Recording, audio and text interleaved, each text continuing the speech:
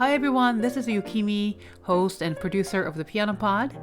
In this special bonus episode, I am honored to welcome back Dr. Nnenna Ogwo, the brilliant pianist, educator, and founder of Juneteenth LP.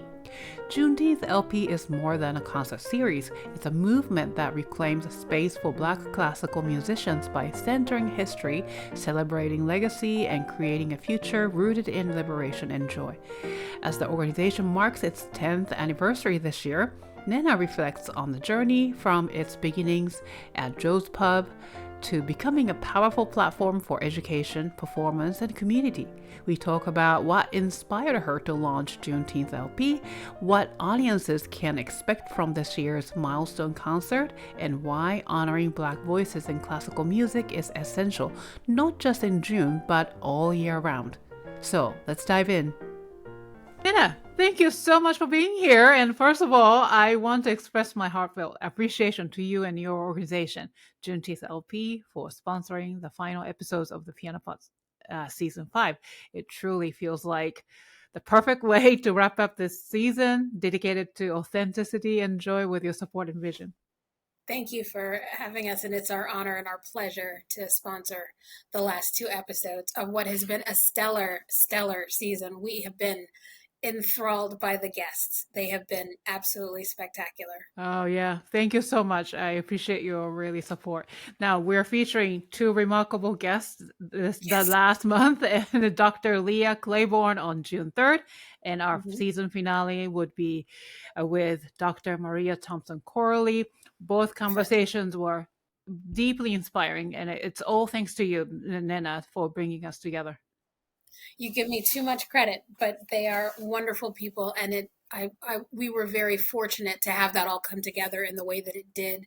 And I'm so glad that I'm glad that you personally got to meet them, but also I'm glad that the larger community is going to get to meet them and know them as the people that they are, but the musicians that they are and the educators that they are. All together. Incredible people. And I'm just feeling so fortunate. So now, for those who may be new to Dr. Ogwo Nnenna's work, if you haven't heard our full conversation with her from last season 4, episode 4, where I got to invite and interview Nnenna as... Was it season 4 or was it season 3? Season 4. The only last season. I know. I feel like it... Oh my gosh, you're right. Yeah. But the thing is, it was toward the early season 4, so it feels like really long time ago. Like a while ago. Yeah. So I encourage you, my friends who are tuning in today, to go back and listen to her episode. You can find the episode link in the description.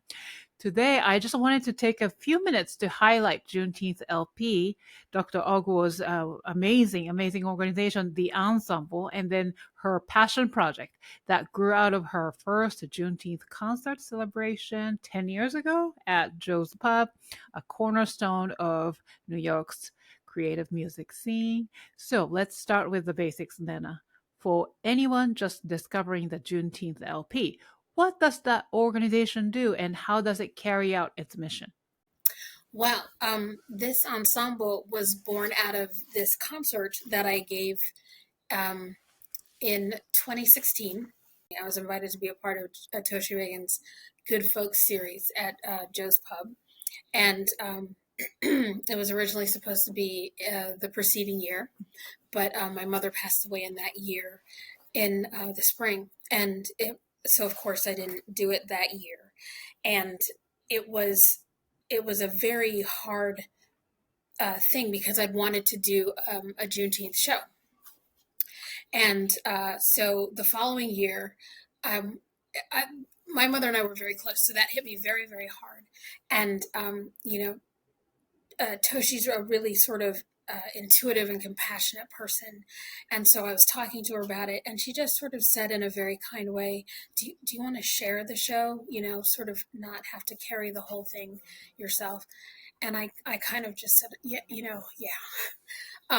And so I shared the set with Juliet Jones, a fabulous violinist, arranger, and at the time she lived in New York. Now I think she's based in LA. And so we put on this show, and it was an amazing experience. And what was significant about it, aside from it being great and great fun, was that in Juliet's set, there was a cellist performing named Eric Cooper. And the following year, I came back and I shared this show with Tarek El Sabir, fabulous singer composer. And so I asked Eric if he would be on my set that year, and he agreed. He was really into it, and so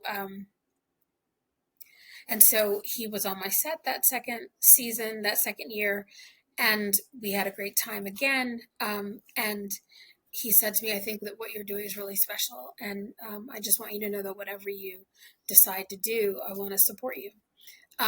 And you know, he's younger than I am, and I don't I don't know about how old you are, but you know, my generation did not actually work collaboratively, right? And we definitely we were raised to sort of hoard our resources and not share opportunities. And you know, if you found out about something, you didn't tell other people about it. You just sort of kept it to yourself, and you know, sort of a scarcity mindset. And his generation is a little bit different, and they're very much like, we support our friends, and we see someone doing something really good, and we support them, and you know, we sort of like put our backs to the task together and collaborate.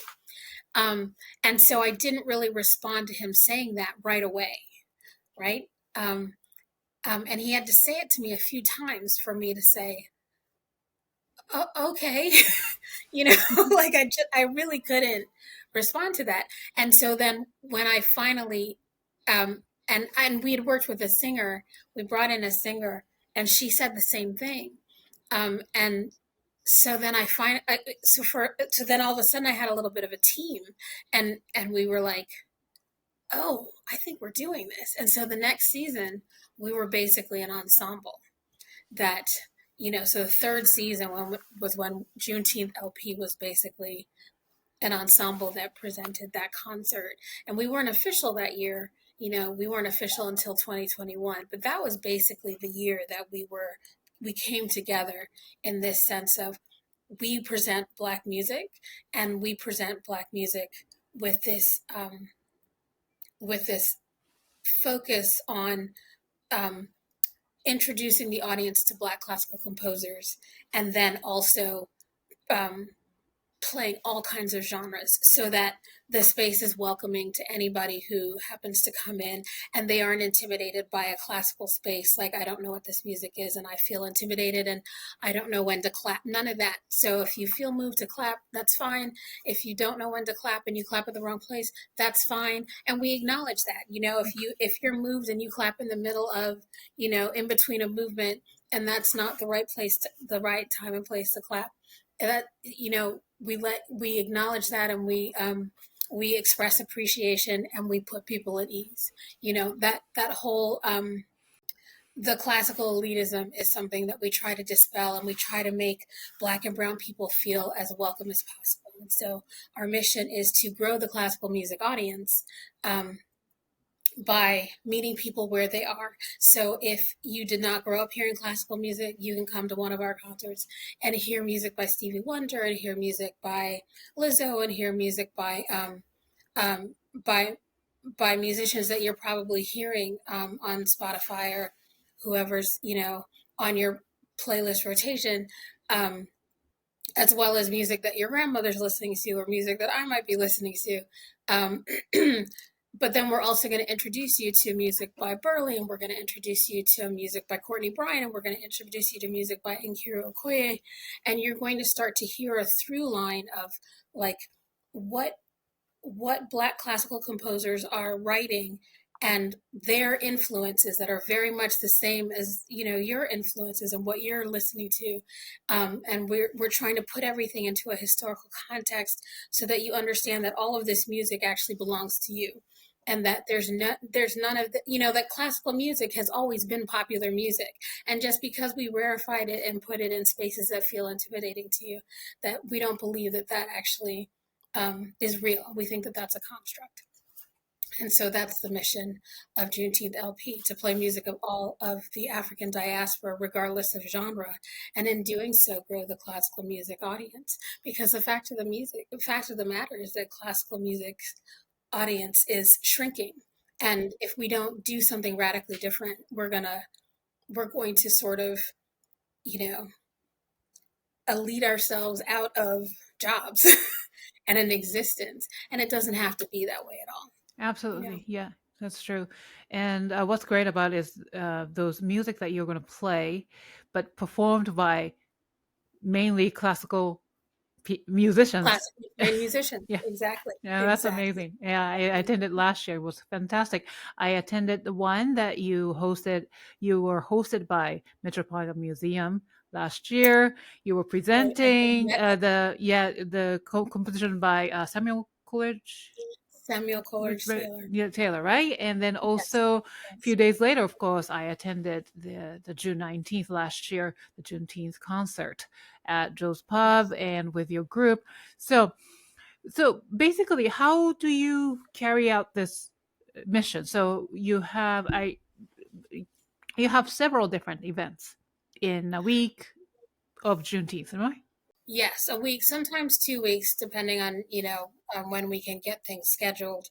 But the events range in scope. So, for example, last year I was fortunate enough to have the opportunity to present a Met expert talk.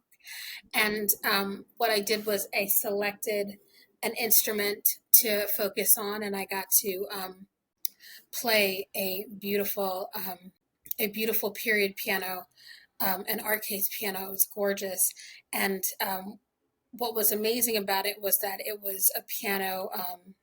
It was a French piano from 19 oh, I want to say 04, 05. Yeah, something like that. Remember? Or Yes. 05, 06. My memory's not so great on that. But the point is that it was a French piano, but they had a factory in London. So it's actually entirely possible that that piano could have existed in, that was a possible intersection point of Samuel Coleridge Taylor's life. Like, he could have actually, not that he could have played that piano or owned that piano, but it's entirely possible that he could have played, one of those pianos, right? Because, those pianos were being sold and made in London, and that's where he lived. Um, and and he was writing these pieces, these Opus 59, 24 Negro melodies, around that time. And so it was a wonderful opportunity to be able to. I cannot believe that I cannot remember the name of this French piano. It's this medication. Start with E. Yes. Erard. Erard. Oh my gosh.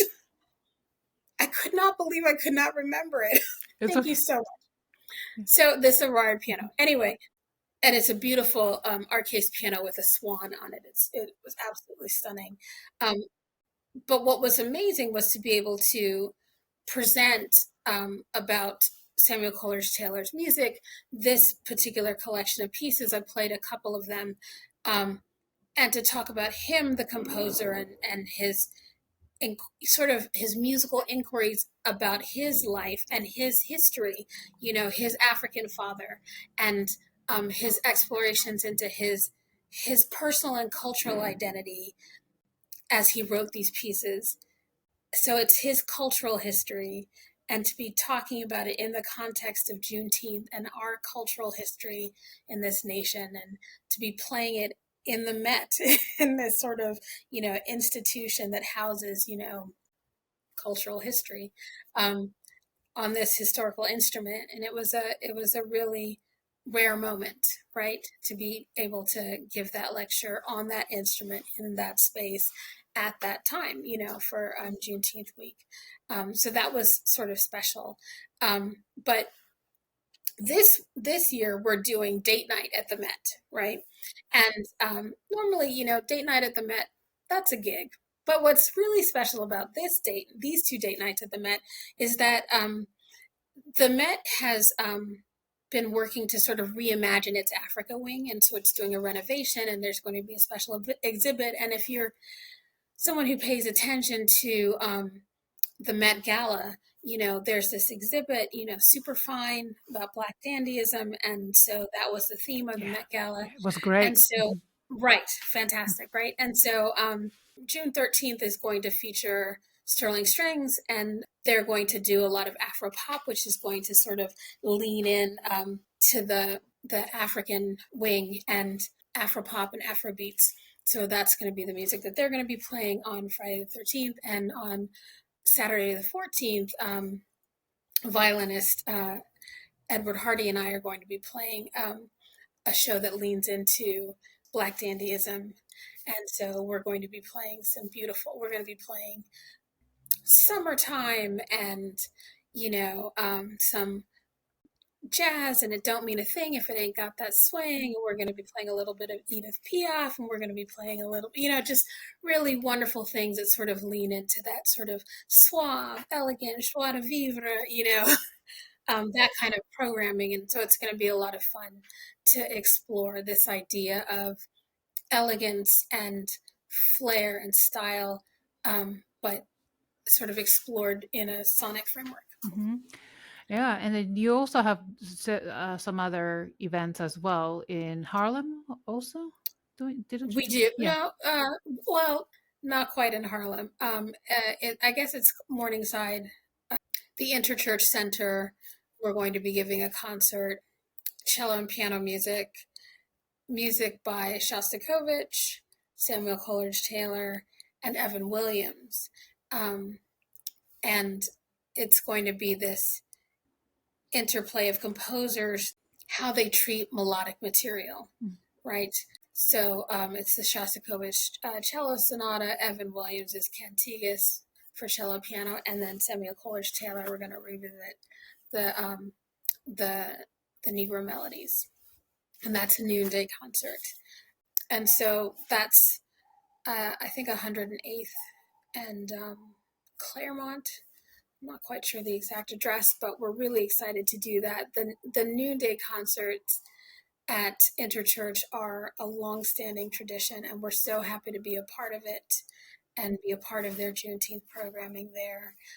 And then our Portrait of the Artist series that we've just started. We love this thing that we've created, where we take an artist that's established, and we invite them to come and perform something that they really love, that they're emotionally attached to, that they've performed for a long time, and talk to them about how playing a piece for a long time, and the ways in which they've changed as an artist, and they've noticed that they've changed as an artist, as and how that's reflected in their interpretations over time. Mm. So this fabulous soprano, Indira Mahajan, is going to come, and she's going to do two songs that focus on the headiness of summer. One is Gershwin's Summertime, and the other is Valerie Capper's Summer from Songs of the Seasons. And it's not about so much a heavy lift in terms of performing. It's going to be about the performance, but then the discussion that we have afterward about their life in music, but also this process of interpretation and how it changes over time. And so it's like looking through a kaleidoscope, and you see it shift and change and shift and change and shift and change. And it's something that we really wanted the audience to get to experience, getting to know the artist in a very specific way, as reflected through, beloved pieces of music. So I'll be interviewing her, but then the audience gets to ask questions. Oh, wonderful. So basically, Juneteenth LP events start nearly 2 weeks earlier, and then just 2 weeks full of events that showcase Black artists and composers, and then compositions, and just to that geared toward up to the point of June 19th, where the iconic concert happens every year. at 6:30. That's Joe's Pub. yeah. Get your tickets now. Yes, get your tickets now. You can get your tickets at publictheater.org, or you can find a link in the show notes. So thank you, Nnenna, for sharing your vision and for all the incredible work you do. You are such an inspirational person, and to really center Black voices in classical music, it's so important. The inclusion is so important. You have no idea what incredible work you're doing. So you are very, very kind, and thank you for encouraging the work that we do. I do want to say that while the performance element is definitely important, we are it has been as establishing anything is a steep learning curve, right? If you've never done it before, and we sort of finally have gotten our footing, and we are now sort of moving into the educational component where we're creating educational modules that we are designing to be able to be used for early grades from like kindergarten up through high school and into college, because we do feel like, I had this interesting conversation with a clarinetist who said, she said, I wish school was taught differently. If you had been taught in chemistry about the ways in which chemical compounds applied to, like, for example, like the lacquer that is used on your instrument, and like how the discovery of certain compounds changed, like, lacquers and on, clarinets or whatever, like you would have been much more engaged, for example, in chemistry, or you would have been much more engaged in science if you had understood how like science is used in everything, in every way in which we engage in our world. And it takes, like, it's a heavy lift. It's a lot to ask, overworked public school teachers to find all the ways in which to engage in like a class with 40 students who probably have different interests. But I think that there might be a way in which different organizations might be able to find ways in which to engage students who have different interests.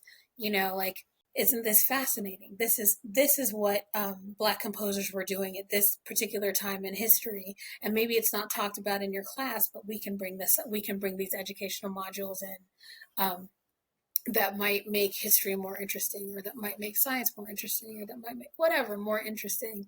And that's something that we can do to facilitate making school more fascinating for children without having to overburden the teachers who are in the classroom every day just trying to, wrangle 25 to 45 students, in an overburdened classroom situation. So we're trying to figure out ways in which we can, create modules that are interesting and dynamic and engaging.